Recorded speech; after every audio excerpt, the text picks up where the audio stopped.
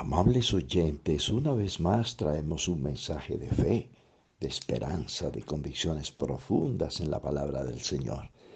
Primer libro de Samuel, voy a citar el capítulo 17 y los versos 54 y 55. Y David tomó la cabeza del filisteo y la trajo a Jerusalén, pero las armas de él las puso en su tienda. Y cuando Saúl vio a David que salía a encontrarse con el filisteo, Abner, general del ejército, dijo a Abner, general del ejército, Abner, ¿de quién es hijo ese muchacho? Y Abner respondió, vive tu alma, oh rey, que no lo sé. Y el rey dijo, pregunta de quién es hijo ese joven. El mensaje de esta hora vamos a llamarlo, ¿de quién eres hijo? Qué bonita esa pregunta. ¿Por qué esa pregunta? El rey hizo esa pregunta al ver la valentía, la decisión, la fe, el conocimiento que tenía este muchachito llamado David, esa confianza tan impresionante que tenía en su creador, en su Dios. ¿A dónde aprendió eso? Tiene que ser que eso lo aprendió de sus padres. A amar a Dios, a depender de Dios, a creerle a Dios, a saber que las promesas de Dios son fieles y son verdaderas, que lo que Dios ha dicho lo ha comprobado y cuando Dios se compromete a hacer algo lo saca adelante. Este muchacho compuso muchos salmos. ¿Ah? Yo le quiero hacer una pregunta a cada uno de mis amables oyentes. ¿Qué es lo que estimula a una fiera a perseguir a la presa y a destrozarla?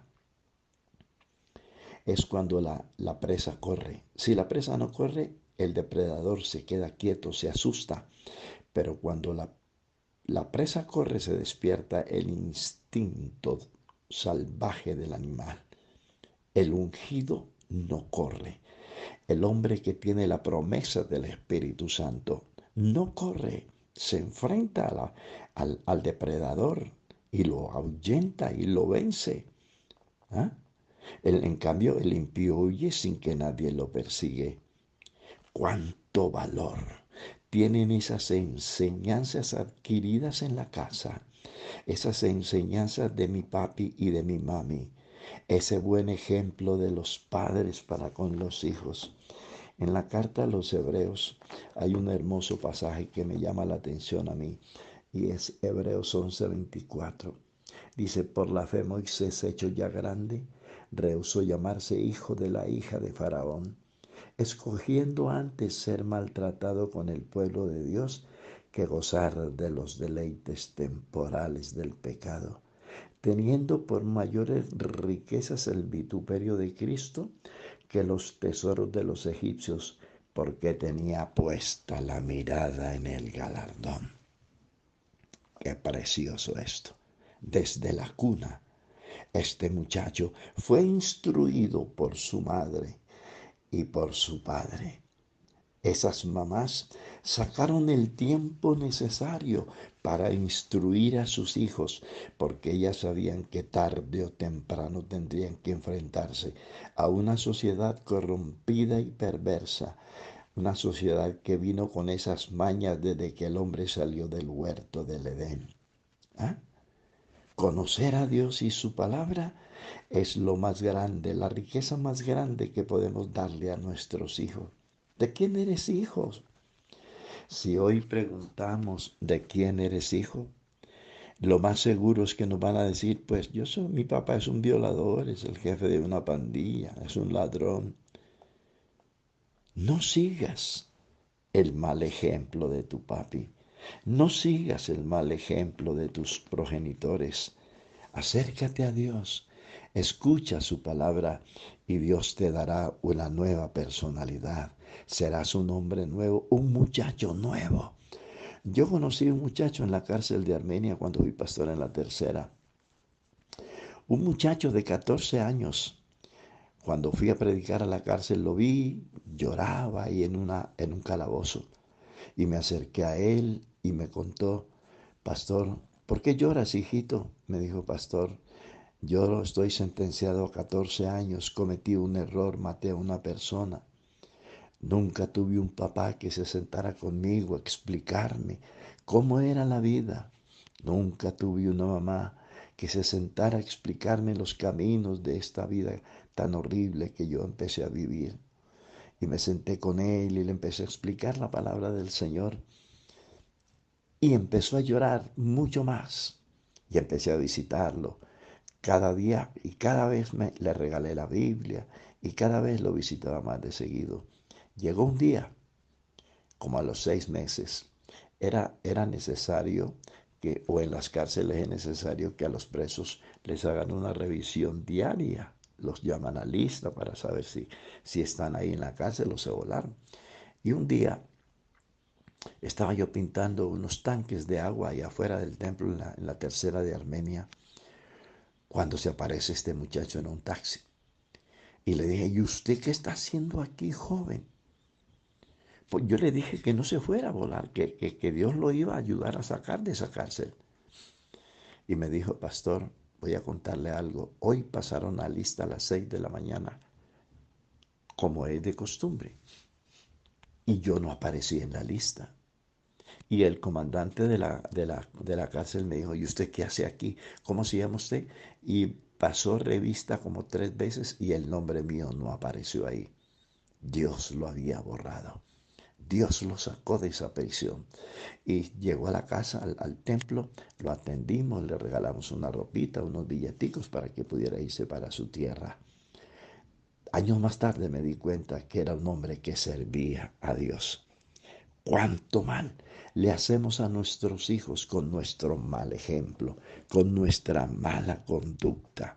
Hoy Dios nos llama a hacernos verdaderos ejemplos para nuestros hijos. Aquí hay un texto que se lo quiero citar. Salmo 78, voy a citar el versículo 5.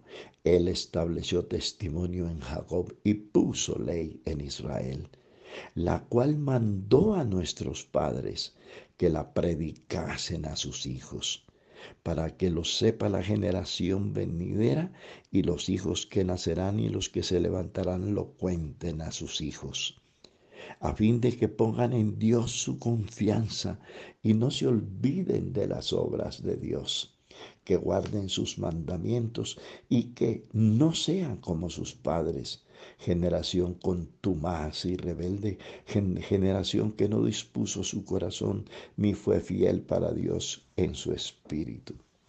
Aquí nos advierte Dios a usted, querido papá, y a usted, querida mamá. El futuro de sus hijos depende mucho de tu ejemplo, de tus enseñanzas, de tu testimonio. Nuestros hijos estarán confiados y seguros cuando nos sentamos con ellos a enseñarles, a instruirlos en la palabra del Señor, cuando desde su niñez los llevamos al culto para que oigan la palabra del Señor. Yo quiero contarle que los judíos llevaban a sus niños a los 8 días de nacidos. Los llevaban al santuario para que ellos oyeran cómo se realizaba el culto. Y las mamás continuaban llevando a sus niños a los 3, 4, 5, 6, 7 años. Y ellos aprendían cómo se realizaban los sacrificios. Percibían el olor a sangre ahí en el santuario. Miraban cómo se ofrecían sacrificios a Dios por la expiación de los pecados. Y las mamás, cuando alimentaban a sus niños en sus pechos, les iban cantando, Oye Israel, el Señor nuestro Dios, el Señor uno es. Qué impresionante todo esto. Querido papá, a usted le toca imponer la disciplina en su casa. Es a usted que le toca corregir a sus hijos. Ahí en la carta a los Efesios quiero dejarle un hermoso texto. Efesios, para que usted sepa que le estoy enseñando la palabra del Señor. Efesios capítulo 6, el versículo 4. Y vosotros, padres, no provoquéis a ira a vuestros hijos, Escuche esto, querido papá, querida mamá, sino criadlos en disciplina y amonestación del Señor. Es al papá que le toca poner la disciplina en la casa. ¿A qué hora sale el muchacho y a qué hora debe entrar? Al niño hay que enseñarle a tender su cama, a barrer, a trapear, a ayudar a la mamá en la casa, en los quehaceres mientras él se enfrenta a la vida fuera de la casita.